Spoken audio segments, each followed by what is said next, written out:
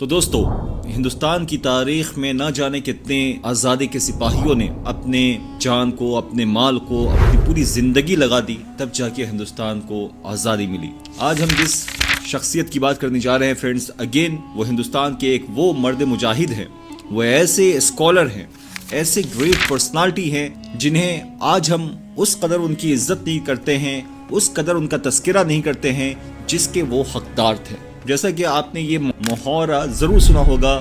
Pain is مائٹیئر دین سورڈ۔ اس بات میں کوئی شک نہیں فرینڈز کہ سم ٹائمز بعض اوقات قلم کی طاقت تلوار کی طاقت سے بھی زیادہ بڑھ جاتی ہے، اور اس بات کو بالکل سچا ثابت کر دیا اس مرد مجاہد نے جن کا نام ہے علامہ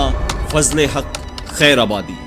تو آئیے روشنی ڈالتے ہیں علامہ فضل حق خیر آبادی کے زندگی کے اوپر، قریب سے دیکھنے کی کوشش کرتے ہیں کہ آخر اس مولانا نے کس طریقے سے اپنی زندگی کو لگایا کھپایا اور دیش کی آزادی کے لیے بالکل اپنے آپ کو صرف کر دیا۔ اس کے سامنے نہ اس کا پریوار امپورٹنٹ تھا، اس کے سامنے نہ اس کی زندگی امپورٹنٹ تھی، نہ اس کا مال و دولت امپورٹنٹ تھا، بس امپورٹنٹ تھا تو ہندوستان کی آزادی۔ اگر کوئی چیز معنی رکھتی تھی تو ہندوستان کی آزادی، کوئی چیز دل کے قریب تھی تو آزاد بھارت میں سانس لینا، کوئی چیز وقات رکھتی تھی تو آزاد مٹی میں دفن ہونا۔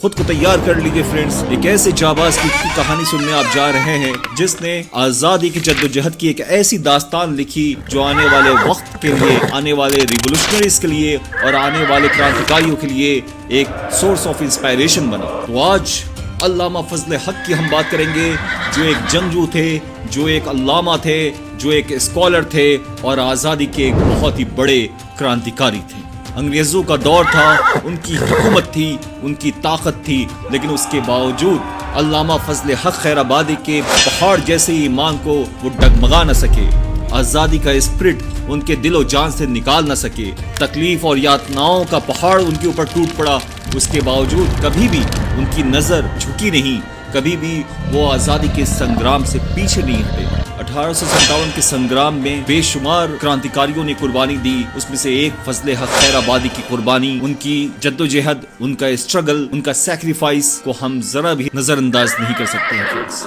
السلام علیکم friends, welcome to another video. آج ہم لوگ بات کرنے جا رہے ہیں فرینڈز علامہ فضل حق خیر آبادی کی، جو انڈیاز فریڈم اسٹرگل کے ایک بہت ہی بڑے ایک ستون تھے، ایک جان تھے، اور آزادی کے سنگرام میں جس قدر انہوں نے جدوجہد کیا، جس قدر انہوں نے قربانیاں دی اور جس قدر انگریزی حکومت کی یاتناؤں کو سہا، اس کے باوجود کبھی بھی وہ ایک قدم پیچھے نہیں ہٹے، ایک انچ نہیں جھکے، اور ذرا بھی ان کی ایمان میں کوئی کمی نہیں آئی۔ آج کے نوجوانوں کو ضرورت ہے کہ ایسے مہان،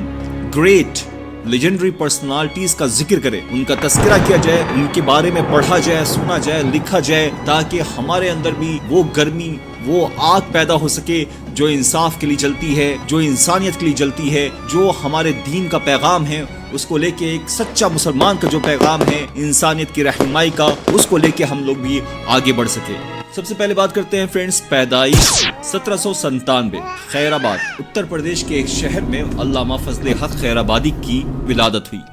ان کا جو گھرانہ تھا وہ مہذب، تہذیب یافتہ گھرانہ تھا، جس کی وجہ سے شروع سے ہی دینداری، تعلیم اور ایمان کی اہمیت ان کے دل میں بس گئی۔ جیسا ایٹماسفیئر ہوتا ہے فرینڈز، عام طور سے ویسا ہی بچوں پہ اثر بھی پڑتا ہے۔ جہاں گھرانے میں اللہ رسول کا ذکر ہے، جہاں گھرانے میں انسانیت، انصاف کا ذکر ہے، جہاں گھرانے میں اچھی پرورش کی جا رہی ہے، تو چانسز آر ویری ہائی کہ اس گھرانے کے بچے جو ہے الگ سے ہی نمایاں ہوتے ہیں، الگ سے ہی پہچانے جاتے ہیں کہ یہ اعلیٰ خاندان کے لڑکے، یہ اعلیٰ خاندان کی لڑکیاں ہیں۔ ویسے ہی گھرانے میں پرورش پایا تھا علامہ فضل حق خیر آبادی نے، جس کے بارے میں آج کی جنریشن کو شاید خبر بھی نہیں ہوگی کہ یہ حضرت ہے کون، یہ شخصیت ہے کون۔ وہ تو اپنے دنیا میں اس قدر مغمون ہیں، اس قدر ڈوب چکے ہیں کہ ان کو اس بات کا احساس تک نہیں ہے کہ ان کے گریٹ گرانڈ پیرنٹس نے، ان کے گریٹ گرانڈ فادرز نے، ان کے پروجوں نے کس قدر قربانی دے کے ہندوستان کو آزاد کرایا۔ آج جس آب و ہوا میں ہم لوگ سانس لے رہے ہیں، آج جس آب و ہوا میں ہمارے بچے پرورش کر رہے ہیں، ہمارے نوجوان گھوم رہے ہیں، پھر رہے ہیں، ہماری عورتیں جو ہے چین سکون کی کی زندگی جی رہی ہیں یہ ایسے ہی نہیں مل گیا، یہ یوں ہی نہیں مل گیا، یہ فری میں نہیں ملا ہے، بلکہ اس کے لیے بھی ایک بہت ہی قیمتی پرائز پے کرنا پڑا جو ہمارے پروجوں نے کیا ہے۔ علامہ فضل حق خیر آبادی کی جو ارلی تعلیم ہے، جو شروعاتی تعلیم تھی، وہ انہوں نے اپنے والد محترم سے ہی سیکھا، اور اس زمانے کے جو عظیم ترین اسکالرز تھے، جو علامہ تھے، اس زمانے کے استاد سے انہوں نے تعلیم سیکھا، اور قرآن اور حدیث کی تعلیم،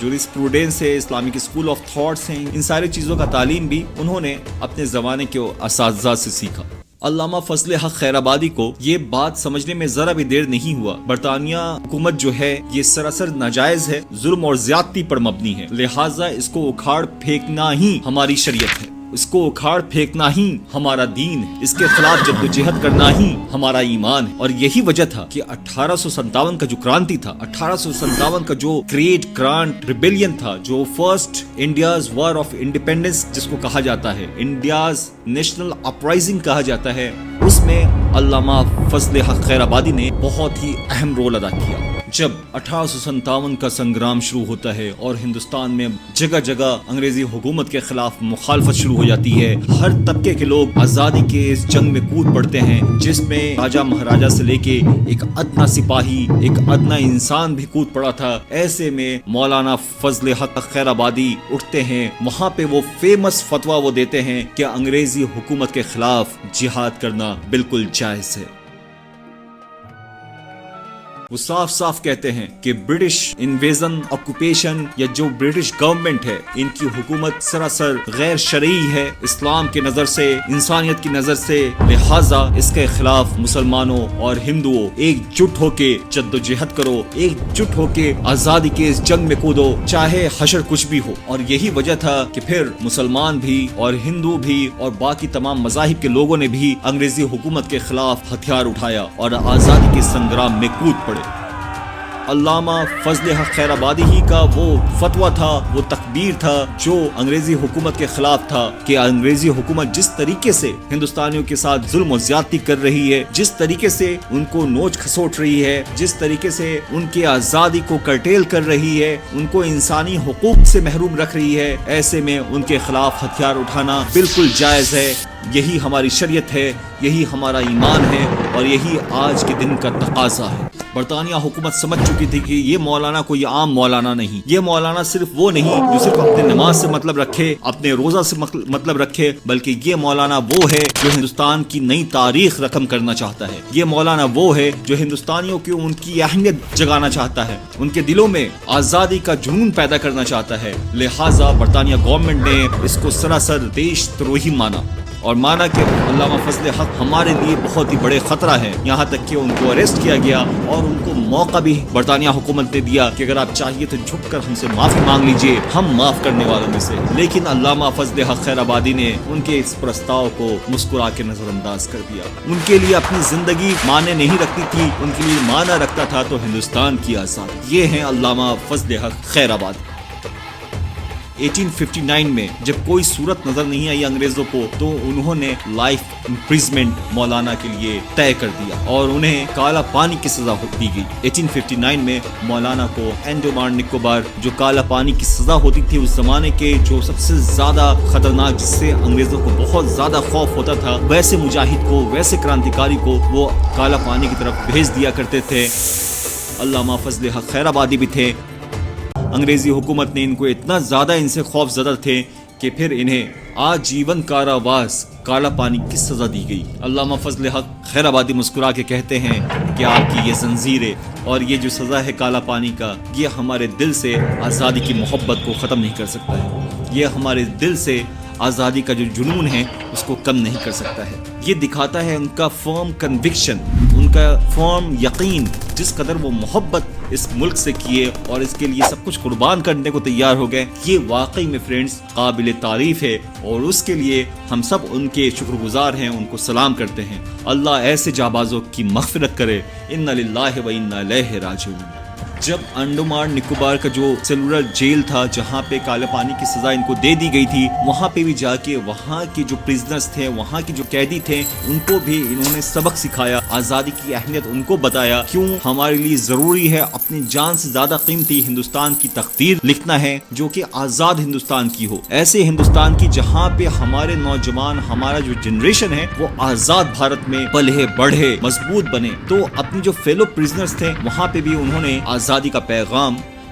ان کو اس کی اہمیت سمجھائی۔ ہندوستان سے میلوں دور ہو کے بھی ہندوستان کی محبت ان کے دل سے کبھی نہیں گئی، اور وہاں پہ بھی جیل میں بھی انہوں نے ہندوستان کے لیے اور آزادی کے لیے ایک سے بڑھ کر ایک نظم، پوئٹری اور ایسیز وغیرہ لکھے جو آج بھی محفوظ ہے، جس کو جا کے آپ پڑھ سکتے ہیں۔ علامہ فضل حق کا ایک خوبصورت سا کوٹیشن میں یہاں پہ ضرور آپ کے ساتھ شیئر کرنا چاہوں گا۔ My body may be in chains, but my soul roams free in the land of my people. میرا جسم ضرور زنجیروں میں قید ہے، لیکن میری روح آج بھی ہندوستان کے عوام کے ساتھ آزاد ہو کے گھوم رہی ہے۔ 19 اگست 1861 میں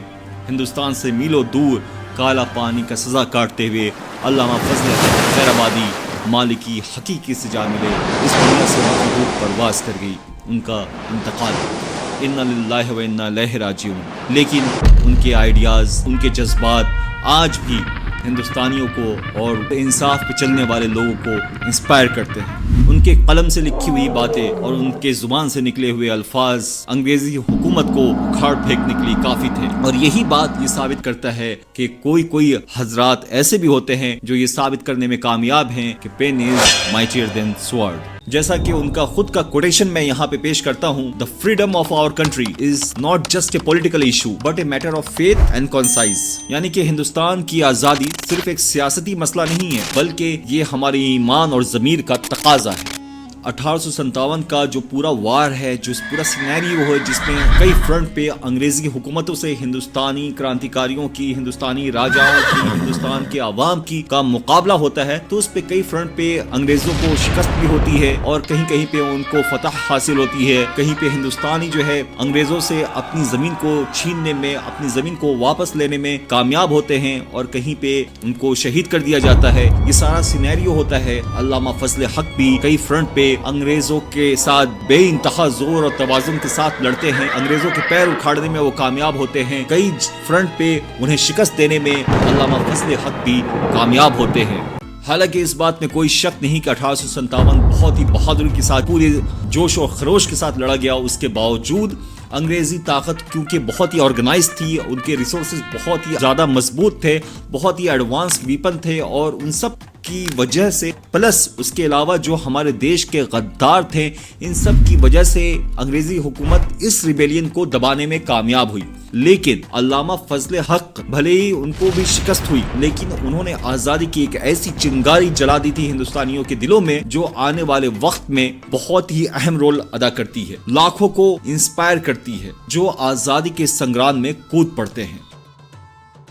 ایک اور کوٹیشن علامہ فضل حق خیر آبادی کا میں یہاں پہ آپ کے سامنے پیش کرتا ہوں، جس سے آپ سمجھ سکتے ہیں کہ کتنا زیادہ اسٹرانگ یقین تھا اور کتنا اسٹریٹ فارورڈ انسان تھے وہ، کتنا صاف ستھرا اور بالکل کلیئر تھے اپنے آئیڈیاز میں وہ۔ We may not have won the battle, but we have won the war of ideas. Our struggle for freedom will continue until we achieve our goal. ہم بھلے ہی آزادی کا یہ جنگ ہار گئے، لیکن ہم اپنے خیال سے، اپنے آئیڈیاز میں آج بھی سرخرو ہیں، آج بھی فتح یاب ہیں، اور آزادی کے لیے ہماری جدوجہد چلتی رہے گی جب تک کہ ہمیں کامیابی نہ مل جائے۔ 1861 میں علامہ فضل حق خیر آبادی کا انتقال ہو جاتا ہے، لیکن جو تاریخ وہ رقم کر جاتے ہیں، لیکن جو لیگیسی وہ چھوڑ جاتے ہیں، وہ آنے والی کئی جنریشن کو انسپائر کرتی ہے، آزادی کے کرانتیکاریوں کو انسپائر کرتی ہے، جو انگریزی حکومت کا ہندوستان سے خاتمہ کر دیتا ہے۔ علامہ فضل حق خیر آبادی کا خود کا کہنا ہے، "A true Muslim is not one who merely